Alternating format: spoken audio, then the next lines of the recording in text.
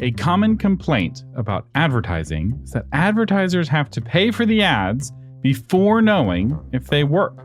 A $10,000 ad buy could bring back tens of thousands of dollars in sales. It could also bring back nothing. So one approach is to start small, and as you learn what works, you grow your advertising investment. This makes mistakes less costly, but they still cost something. If only there were a way to only pay for the ads that work. Well, guess what?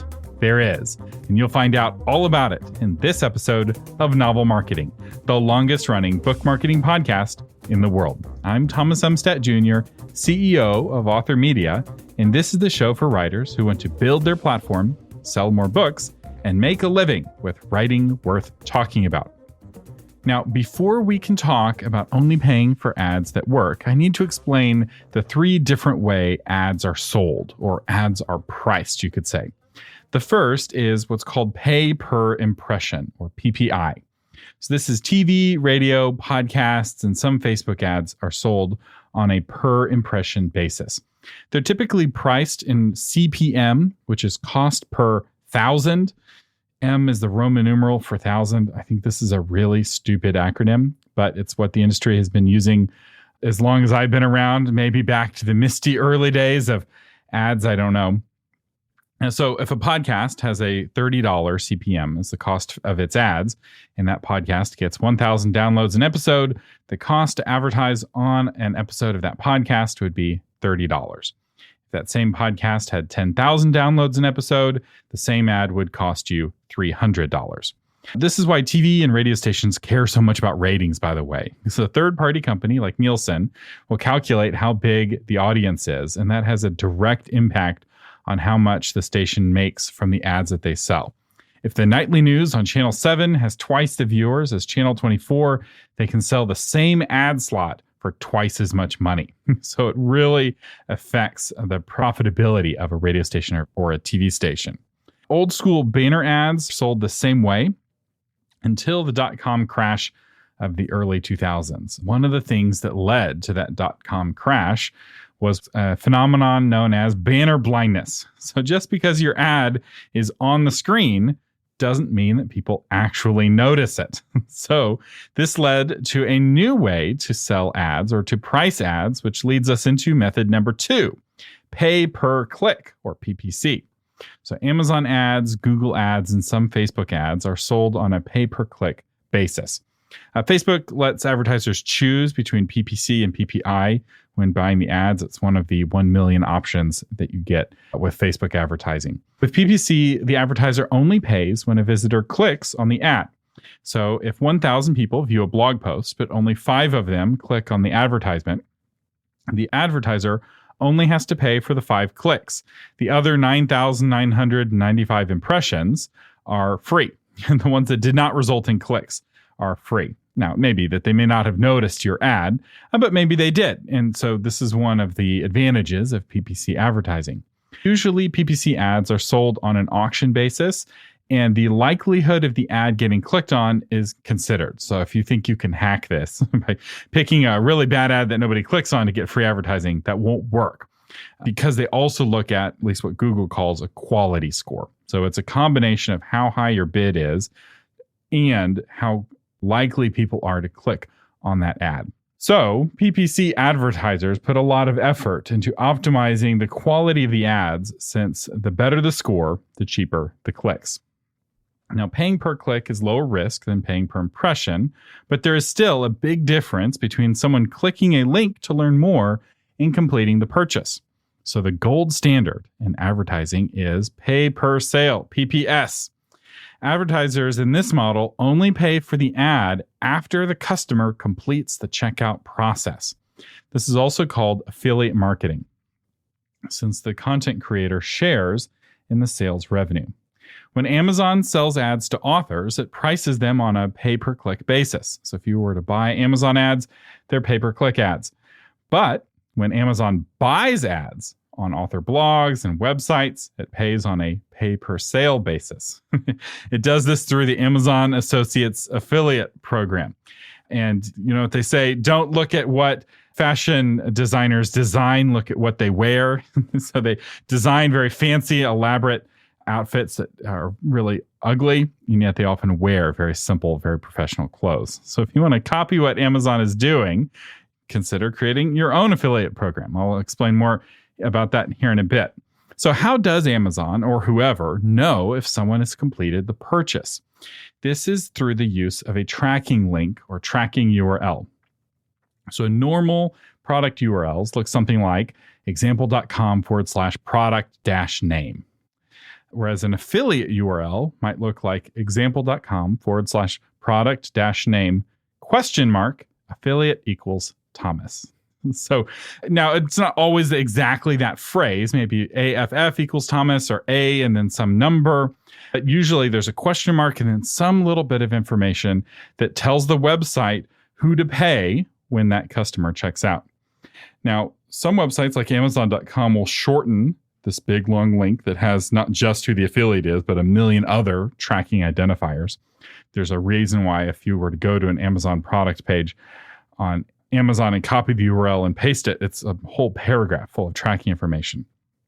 But they shorten that down into a short URL that's on the amzn.to domain.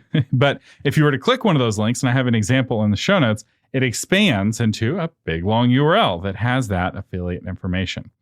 If you were to click that URL and then go and check out, Amazon would give me 4.5% of the purchase price if you purchase a paper book, and 4% if you purchase the audiobook or ebook. And here's the cool part. That book, that example, is for my own book. So I will get paid twice. I will get the affiliate commission for sending you to Amazon, and then I'll also get my royalty as the author of that book. Now, there's two sides of the affiliate marketing coin. And if you want to get into affiliate marketing, you need to understand both sides. So there's the affiliate perspective and the advertiser's perspective, or sometimes called the content creator and the advertiser. And so for the rest of this episode, I'm going to walk you through both sides of that coin. And I will say I have been both. I've been both an affiliate marketer and an affiliate over the last decade and a half. I have a lot of experience with this.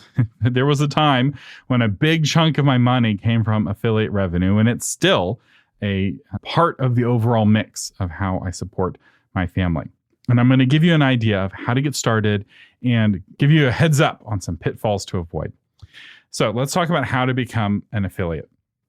Affiliate marketing can help you make money promoting other people's books and products on your platform. And this is where most people start, especially most authors start.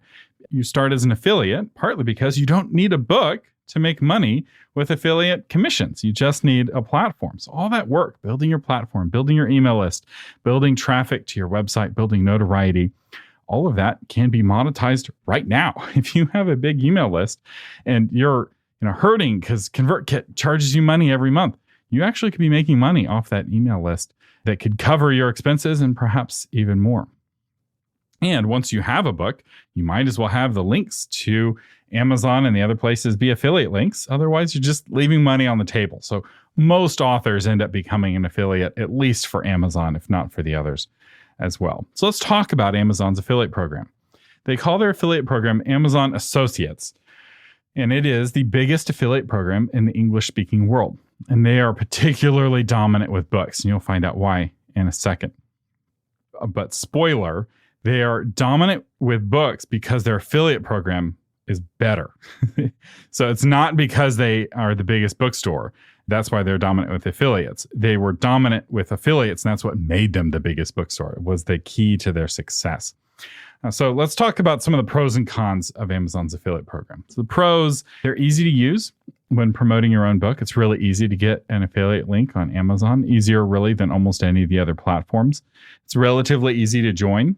You just fill out a bunch of fields and click next a bunch. We have a guide walking you through it step by step if you haven't joined the affiliate program yet. And the other pro is that they sell everything. So if you're a mommy blogger recommending toys, if you're a hunter recommending camouflage outfits, whatever it is, Amazon sells it. You can get an affiliate link for it. The cons, though, are that the commissions are relatively small. They're small compared to pretty much everyone on the internet, except for Barnes & Noble, which is shockingly half what you get at Amazon. Amazon's affiliate commissions have been slowly dropping over time. So they're getting smaller and smaller every few years. Also, Amazon has a strange rule where you can't put affiliate links in emails, or they have a rule that you're not supposed to do that, which is strange because email is often the most effective place to share links. So it kind of cripples you in using their affiliate program. I'll talk about ways around it in a second. But the other con is that Amazon often changes the rules to purge their biggest affiliates. So you never want to be too successful as an Amazon affiliate. Just ask BookBub. Or ask me. Back in the day, I was a big affiliate of Amazon. The free version of my book table used Amazon affiliate links to support the development costs and the customer support for all of the non-tech savvy authors we had using that plugin. And Amazon reached out to us and they asked us to add support for the Kindle Instant Preview feature, which saved them a lot of money from developing their own WordPress plugin. But a few months after they reached out to me and I added this feature at their request, they changed the rules of the affiliate program and kicked me out. And overnight, I lost half of the revenue coming in for my book table and 100% of the revenue for the free version of the plugin. The free version of the plugin went from being a revenue source to a major expense. It was such a traumatic shock. I can still remember exactly where I was standing when I found out that my book table had been kicked out of the Amazon affiliate program. So whatever you do, try not to get noticed by Amazon. The eye of Sauron does not gaze with kindness. If you want to be an Amazon affiliate, don't call customer service. And if they call you asking for a favor, don't answer the phone. Don't email them back. That said, if you're an author linking to your own books and books that you recommend, you're fine. You are not the highest grain of grass that's going to get trimmed. If you need help being signed up as an Amazon affiliate, like I said, we have a free step-by-step guide. It's not even an opt-in. It's just a blog post that we have that walks you through the process. All right, so that's Amazon's affiliate program. There are also affiliate networks. So in an attempt to compete with Amazon, other online retailers have created alliances, also known as affiliate networks. Some popular networks in the publishing world include Impact, which is what AppSumo uses and is my personal favorite, CJ.com, which is what Barnes & Noble uses, Rakuten, which is what Kobo uses, and Thrivecart, which is popular amongst course creators and virtual summits. An affiliate network acts as a trusted third party to make sure that sales are being tracked properly. And this is important, right? Because if you don't trust that you're getting credit, you're not going to do the work. And there is some trust that's needed here. It also reduces the number of accounts you have to have and logins that you have to have. My one Impact account, it works for a dozen different affiliates. And they also help create the tools to make it really easy to generate the affiliate URL. So you copy the URL for the page that you want to create an affiliate URL for, you paste it into impact.com or whatever network that merchant is using, and it will generate the affiliate URL. You then copy that affiliate URL, and that's the one you share with your audience. There's also private affiliate programs. So some websites have their own affiliate program instead of working with a network. Private affiliate programs tend to have the highest commissions, but are also often the hardest to get into. Some are invite only. If there's a product or service that you want to be an affiliate for, that you want to recommend, what I recommend doing is look for an affiliates link in the footer of the website. Click that link and it will have instructions on how to sign up. It'll either link to the affiliate network that website's a part of or their own in-house affiliate program if they have one. So I should talk a little bit about ethical affiliate marketing. So if you're recommending your own book, you're pretty safe, right? Because people know you're selling your own book, you're recommending your own book. But once you recommend other people's stuff, I think ethics comes into play. So unethical affiliate marketing is where you recommend just whoever pays the best, regardless of how good they are or how good of a fit they would be for your audience. Oh, and you hide your affiliate disclosure and legalese somewhere on your website, so they don't even know that you're being compensated. So yes, Hollywood does this. They hide who pays money to place products and scenes. They hide who pays the money to influence plot lines. But just because Hollywood does it doesn't mean that it's an ethical practice. So we're not talking about legalities here. We're talking about ethics. Legally, all you're required to do is disclose somewhere on your website that you have affiliate links. But I think that the threshold for ethics is higher than that. So what do I recommend instead? Well, I recommend that you, as the influencer, as the author, only recommend the best products. And the best books. This is what I try to do on this podcast. I try to only recommend the best products, whether they have an affiliate program or not. So for instance, I had Hindenburg on the show. We did a big whole episode about Hindenburg and how great it is for narrating audiobooks. They don't have an affiliate program. I don't get anything for recommending them. I have recommended them on stages at podcast conferences, and I don't get compensated. Why? Because I feel like they're the best. Now, Descript is also good, and I use both Hindenburg and I use Descript, and I have an affiliate link for Descript, but I don't recommend Descript instead of Hindenburg. And really, they do two very different things. One thing to keep in mind, though, and this is important when it comes to recommending the quote-unquote best, is that best is subjective. So ConvertKit is better than MailerLite for authors, but it's also more expensive. And so it may not be the better option for you, right? If you're struggling financially and MailerLite is all you can afford, MailerLite is way better than nothing, and it's still a really good platform. It's just a little bit harder to use than ConvertKit, a little bit less powerful. So I'm an affiliate for both because it's not one size fits all. And for some people, MailerLite does everything they need it to do, and it saves them a lot of money every month. This is actually really common where there's multiple products at multiple price points. And the more expensive option, like in hosting, WP Engine, which is what I use, is better than Bluehost, which is what I recommend for most authors. But WP Engine is way more expensive. I currently pay over $1,000 a month for web hosting. It's really expensive. I really appreciate your patronage. And it's because the website's very popular. But most authors don't have websites that are ranking for really popular key phrases like Author Media is. And if you're building your platform strategically, the money that comes in from having the platform covers your growing hosting expenses and your website expenses and your email expenses, et cetera. So what I try to do, though, as an affiliate is I share the pros and cons. So instead of saying this is the only option, you can only go with Bluehost or you can only go with WP Engine, I give the pros and cons of both and try to help my audience realize when it's worth spending extra for the quality and when you can safely save money on the cheaper option. Another element of affiliate marketing that's very important is transparency. So I think it's good to be as transparent as possible in affiliate marketing. If you're getting a commission from a recommendation, make that clear. That said, you don't have to be as transparent as I am. So I make the affiliate links on authormedia.com and all of my websites obnoxiously obvious. After every single affiliate link, I try to put affiliate link in parentheses. Why do I do that?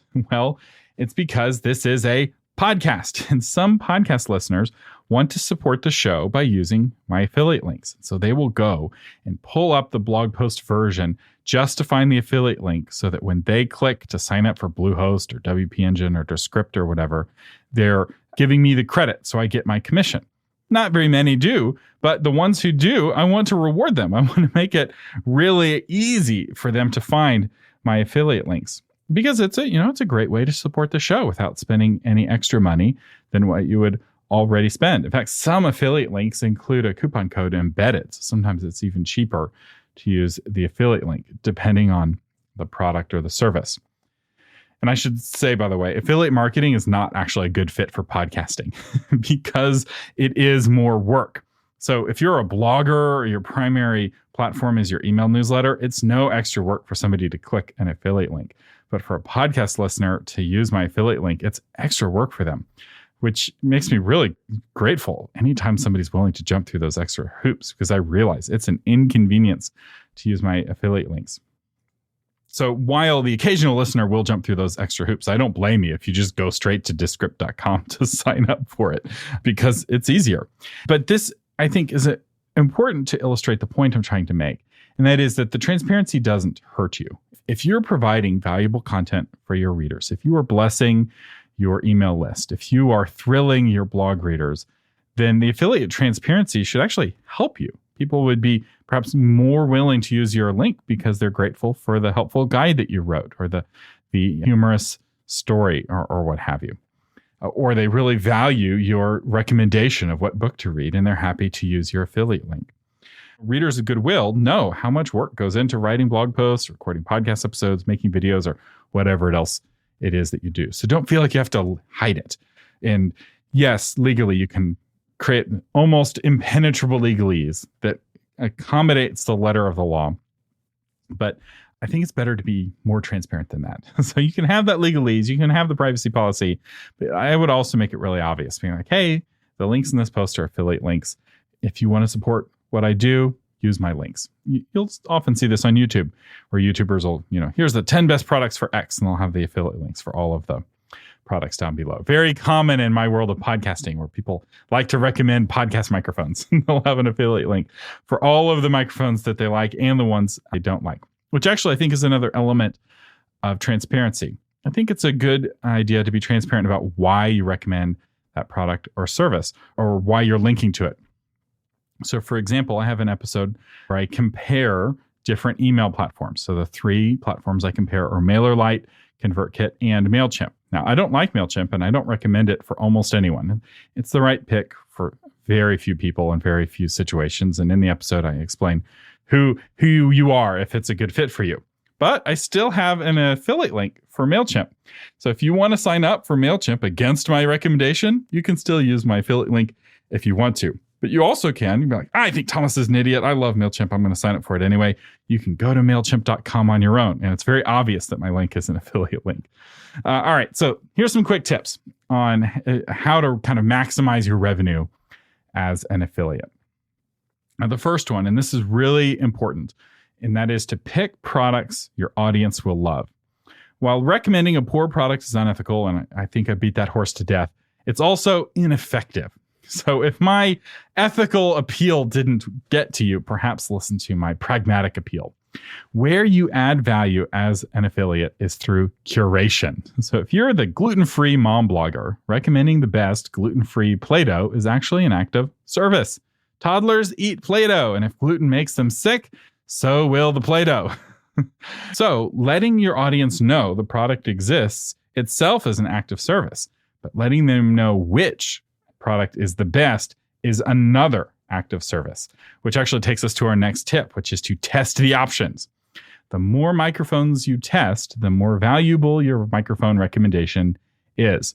If you have read dozens of Edwardian mysteries and you have a list of your 3 favorites, that is far more valuable than listing the only 3 Edwardian mysteries you've ever read.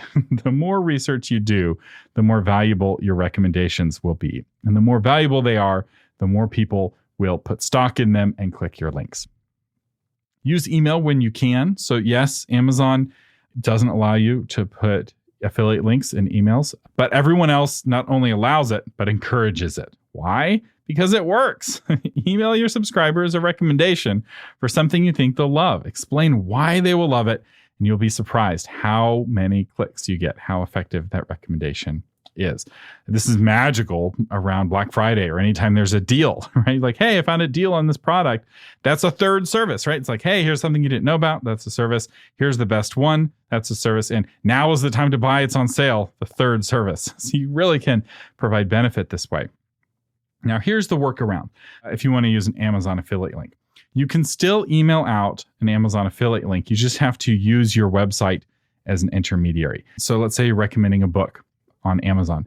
Instead of linking directly to that book on Amazon, you'd link to a page on your website about that book. It's got the cover, it's got some buy buttons perhaps, or a real obvious affiliate button. And then people can click that button. That button has the affiliate link and they go on to buy it on Amazon. So that way you're totally kosher with Amazon's rules and you still get your affiliate tracking URL embedded. It is an extra step for users, but it's what we're forced to handle. The next tip is to host affiliate webinars, especially for higher ticket items. I found this to be an effective marketing technique, is to invite your audience to a webinar about the product that you're recommending. And who you're working with, the advertiser, may be willing to put on the webinar or to help you with it. Make the webinar valuable, entertaining, and explain the what, why, who, and how of the product. One good webinar can bring in thousands of dollars in affiliate commissions. Some of the easiest money you'll make is by hosting affiliate webinars for others. You just have to be really choosy, right? See the previous statements about picking the best. Don't just do an affiliate webinar because someone's offering you a lot of money. And the next step is to use multiple affiliate links for your own books. So every author website links to the author's book on Amazon, but some of those websites don't use affiliate links. This is leaving money on the table. If you're traditionally published, there's a 90% chance you won't fill out your advance. This means that the only money you'll ever make post-publication is the affiliate commissions you get from Amazon. But don't just stop with Amazon. Sign up for every bookstore affiliate program you can find. It doesn't cost you any money. You only have to do it once. And this can be a steady stream of checks in the mail. I don't understand why more authors don't go through the 20 minutes of work to sign up to become a Barnes & Noble affiliate. It's like, yeah, it's not a lot of money, but it's money you wouldn't have gotten otherwise. And it's money you only have to work for once for an ongoing return over time. Another tip is to test the affiliate links. So you get an affiliate URL, right? So you find your book on barnesandnoble.com, you copy that URL, you paste it into cj.com, you generate your affiliate version, you put it on your website. You're not done. Test that link. So when I was doing research for this episode, I noticed that I hadn't gotten a single affiliate commission from Descript. I was like, that's weird. I've been recommending them for a year. How have I not gotten a single commission from them? And I go and I look, and it turns out I had a typo in the affiliate URL. I was missing a character. And I'm pretty sure that missing character was causing the affiliate tracking to fail. So don't be like me. Don't make that mistake. So most affiliate platforms, the networks and many of the first-party affiliate programs, have a tracking dashboard that doesn't just track sales, it also tracks clicks. So once you get your affiliate link added to your blog post or web page, open up an incognito window on your browser. All the browsers have incognito as a feature. So open up a new incognito window, go to that page, click the link. And then in your logged in window, you want to look and see that link registered. That way you know everything's kosher, everything's working. All right, so that's about being an affiliate. There's a bunch more I can say about making money with affiliate revenue. And if that's something you want me to do a deeper dive on, I might bring in a guest or we can explore it more. But I'd like now to talk about the other side of the coin, which is setting up your own affiliate program, getting that risk-free advertising buy. So once you start paying for ads for your book, you start to realize just how nice it is to only have to pay money when it works. And that's what an affiliate program gives you. So just keep in mind, Amazon already has an affiliate program. So book bloggers, book reviewers, podcasters, YouTubers, they're all already using Amazon Associates to supplement their income. And they get the same 4% or 4.5% regardless of whose book the reader buys. So that's not where you're going to get the edge. It's not particularly motivating for them.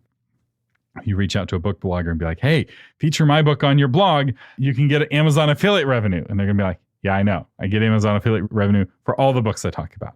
So what you're going to need to do is have your own affiliate platform. And if you really want to motivate affiliates, this is what you want because it allows you to give a more generous commission than the measly 4% or 2% they're getting from Amazon or Barnes & Noble. And speaking of topics, I probably should do a whole episode on selling books directly to readers is something I am warming to. I used to really advise against it, but in this new cancel culture world, I'm starting to lean towards it more and more. And your core fans are going to buy from you directly, and you can make a lot more money selling a book to them directly than you do selling through Amazon. So if that's something you want me to do an episode on, let me know. But I'll give you kind of a Cliff Notes version right here, because you will need your own commerce website if you want to have an affiliate program. So the easiest option to use is Gumroad. It's the easiest because it has an affiliate program built in, and it also both collects, calculates, and remits sales taxes and VA taxes for you, which makes it by far the easiest to use and understand. It also is self-hosted, so you don't have to do any coding or rework your author website to use it. You would just link to the page on Gumroad, and Gumroad is fully self-contained. I've used Gumroad is what we used back when I had the My Book Table plugins. We sold the plugins through Gumroad and we were happy with them. I haven't used them recently because I sold the plugins during my season of printing. So it was kind of interesting doing research. They've totally redesigned their websites. This really ugly pink. If you can get past their ugly website, there's still a good platform from what I can tell. And the remitting taxes is a really key feature. The next best option I would say is probably Thrivecart. It's a one-time purchase, which is nice. So it's not a monthly fee. I will say Gumroad also has no monthly fee, although they take a percentage of every sale, and that's how they pay for themselves. Whereas Thrivecart, they don't take a cut of each sale. They just have the single purchase. They will calculate sales taxes for you, and they have a built-in affiliate program, but Thrivecart does not remit the sales taxes, which means if you use Thrivecart to sell physical books, you would need to file sales tax returns in all of the appropriate jurisdictions, which is a lot of hassle. Wix, WooCommerce, and Shopify don't have affiliate programs built in. They also don't remit sales taxes. So I would avoid all three of these platforms if you're just getting started. If you already have a store set up through one of those tools and you're already getting a bunch of sales and moving is a big hassle, you can pay more money than what you're already paying for those tools for a third-party affiliate solution that you kind of bolt on. They all support various third-party affiliate plugins. If you're selling courses, Teachable, Podia, and Kajabi all have affiliate programs built in. But of the three, only Teachable collects and remits sales taxes. They also do VAT taxes, which makes it the obvious choice for me. So I've paid nearly $100,000 in affiliate commissions over the years on Teachable, and I've had no issues with the money. They handle the 1099s, they handle the direct deposits. Each of my affiliates gets a dashboard that's really painless. And not having to deal with sales taxes is a real perk. Teachable allows me to have an affiliate program for my courses with no additional bookkeeping, which is a big, big feature. And I'll have affiliate links for some of those that I mentioned if they have an affiliate program. I'm recommending lots of things in this episode, and some of the things have affiliate links, some of the things don't, and I designate. Also, some have an affiliate program, but they haven't approved me yet. So Thrivecart has an affiliate program, but they haven't approved me for their affiliate program. All right, so the next tip, if you're running your own affiliate program, is to offer a motivating commission. Have you ever wondered why so many authors feature an Amazon link prominently, and they often either leave off the Barnes & Noble link or it's much diminished? So for some authors, it's because Amazon offers a far more generous affiliate commission.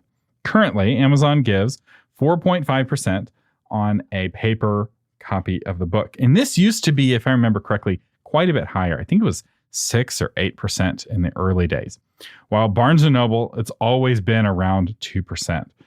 And this is, I think, one of the biggest reasons, especially in the really early days of the web, why Amazon won. Because they got all of this free advertising and free links coming in, which had to help with search engine optimization, especially in the early days. And nobody was incentivized to link to Barnes & Noble because their affiliate commission was so measly. 2% was not motivating. 6%, 8% was motivating. And remember, for traditionally published authors, they're going to be making twice as much money, even today, linking to Amazon than they would linking to Barnes & Noble.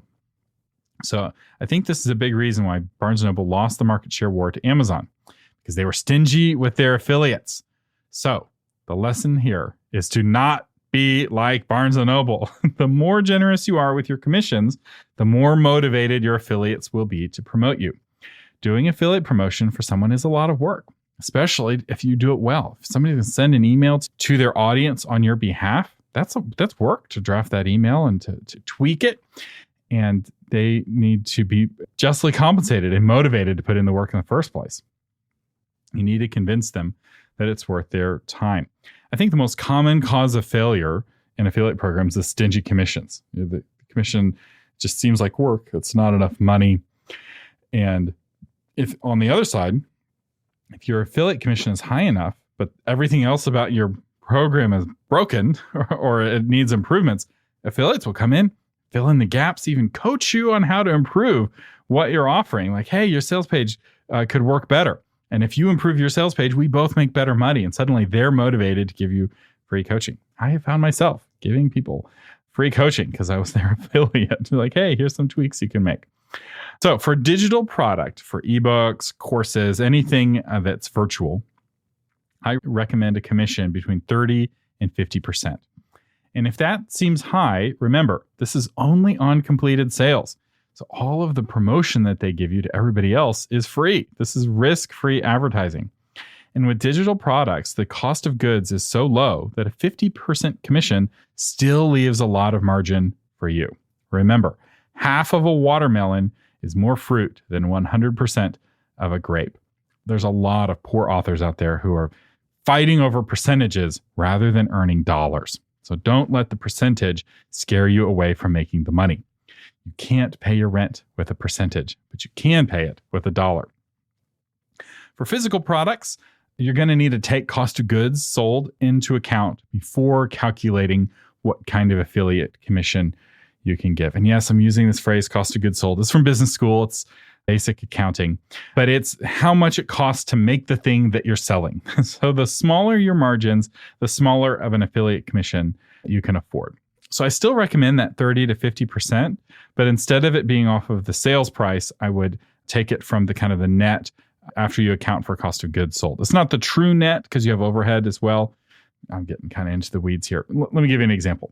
So if your book costs you $10 a copy to print and ship, and you're selling it on your website for $16 a copy, that 50% would come not from the $16, but from the $6 of profit. So a motivating affiliate commission would be $3 a book. They're making way more money, affiliates, sending people to your website for $3 a book than they would be sending people to Amazon. And you're probably still making the same $3 because Amazon takes a big cut that you wouldn't be giving up if you're selling directly. So your $3 cut in this example would cover all of your hosting costs and your administrative and your overhead, and then you would keep the remainder. And affiliates would be far more motivated to promote you than the other author that they're getting 50 cents for, because 4% on a $5 book doesn't come out to very much money. I realize for some of you hearing this is kind of mind-shattering. This seems like a lot of money, but remember, it's risk-free advertising. But it's not truly risk-free. You're shifting the risk because the ad may still not work, right? You can do an affiliate promotion with somebody. They send out an email for you. They promote you. They put you on their blog and their website, and no sales come in. And the affiliate loses all of their time investment.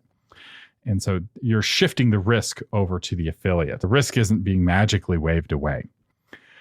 All right, so where do you find affiliates? Let's talk about that. So you've got your motivating commission, you've got your affiliate program set up. The next step is to recruit some affiliates to promote whatever it is that you're selling, your book or your course or your conference. So you likely already know some influential people with large followings. If you've been in the industry for a while, you probably made some friends, but maybe you need to find some more people. Or maybe you're just getting started and you're like, I don't know anybody. Where do you start? Well, the one place is your podcast guests. So one perk of hosting a podcast is it gives you a chance to meet a lot of influential people in your genre or in your industry, some of whom may make for good affiliates for your books and courses or whatever. Almost all of my affiliates were podcast guests first.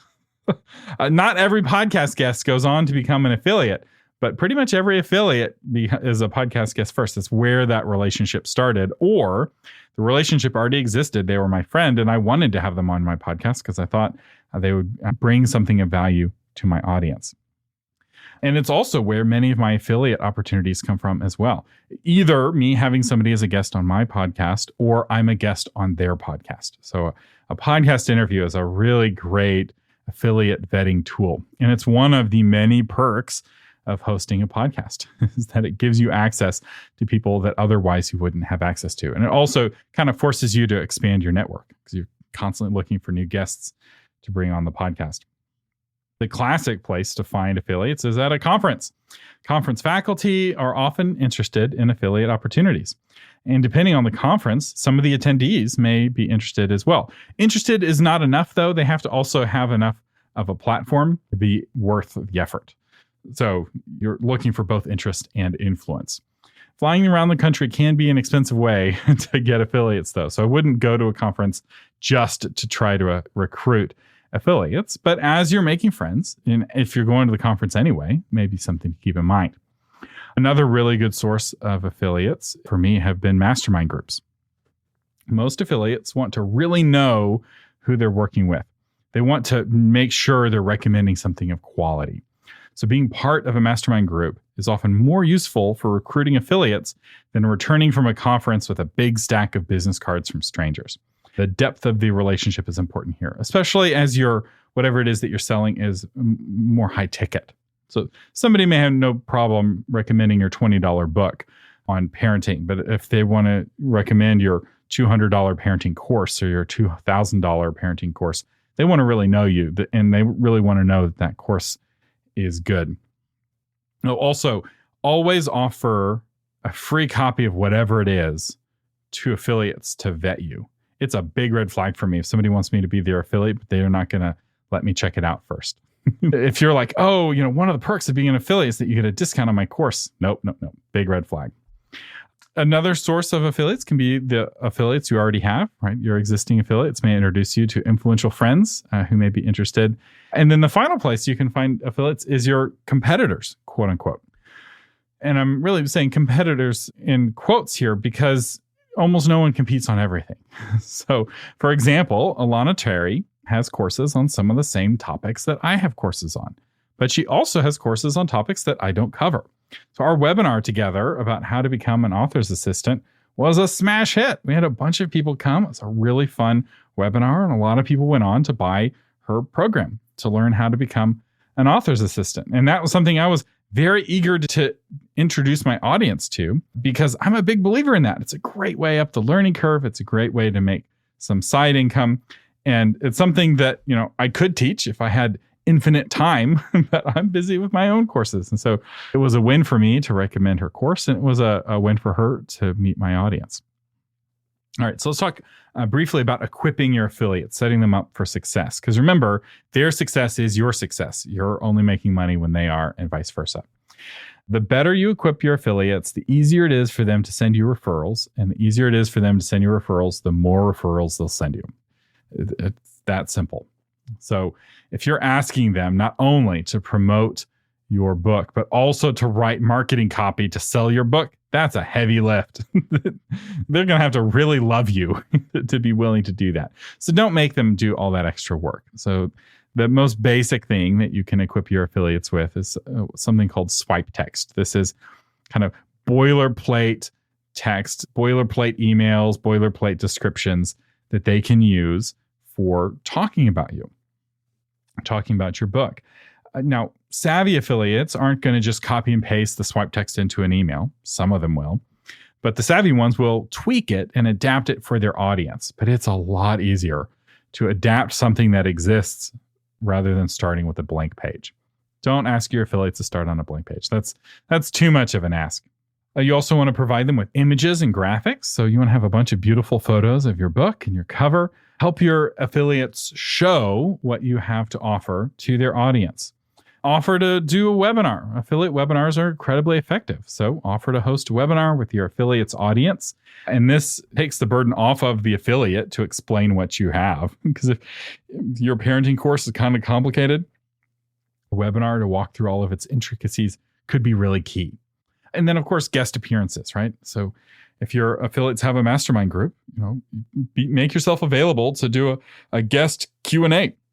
I've done quite a few Q&As with people's mastermind groups, and it's something I'm happy to do, especially if they're my affiliate or an affiliate for one of my courses. Or maybe they have a podcast or a YouTube show or even a popular blog. You come on as a guest. Sometimes a brief appearance by Zoom can go a really long way. Finally, whether you're the advertiser or the affiliate, the attitude I think that will set you up for success is an attitude of thankfulness. It's a big deal for somebody to invite you to share in their success or to offer to help make you a success. That's a real honor. Both sides of it, it's an honor.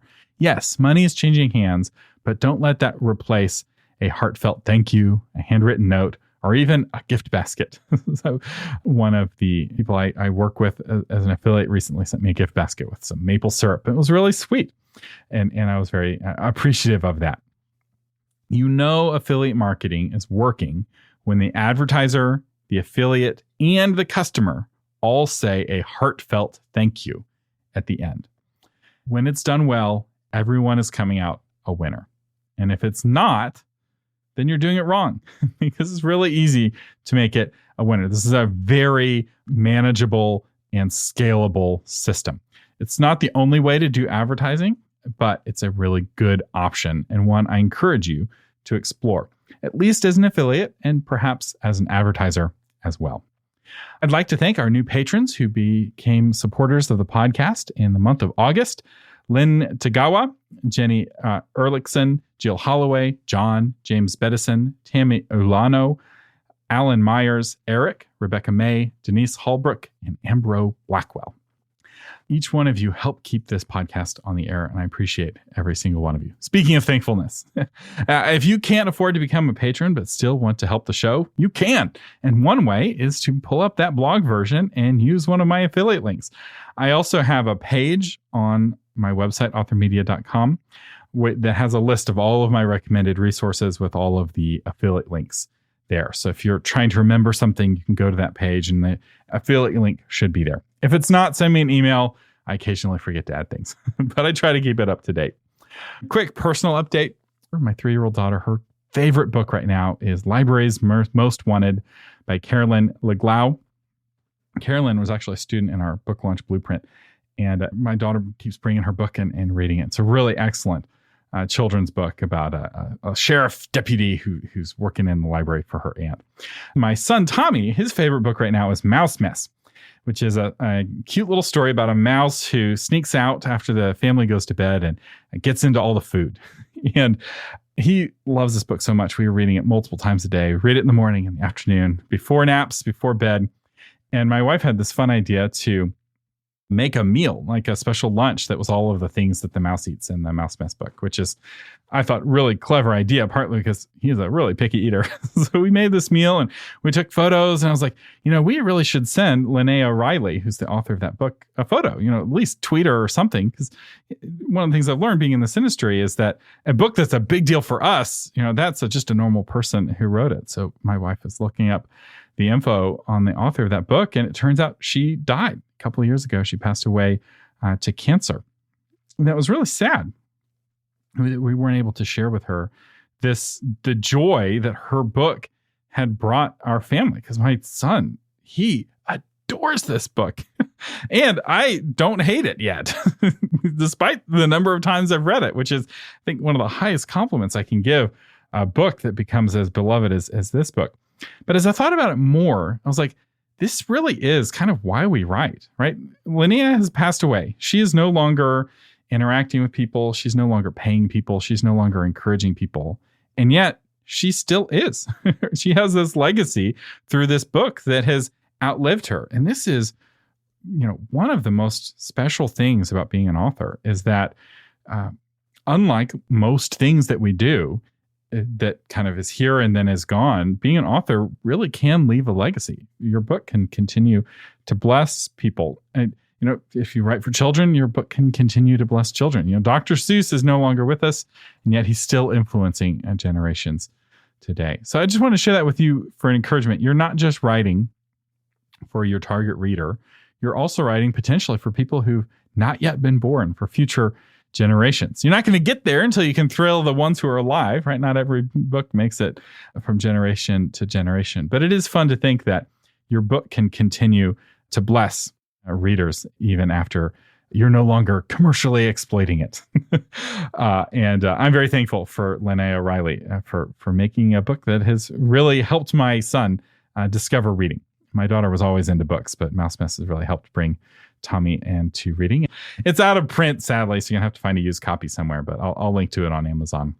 Anyway, the Novel Marketing Podcast is a production of Author Media. Our producer is Lori Christine. This episode's audio was edited by William Umstattd, and the blog version is lovingly crafted by Shauna Lettler.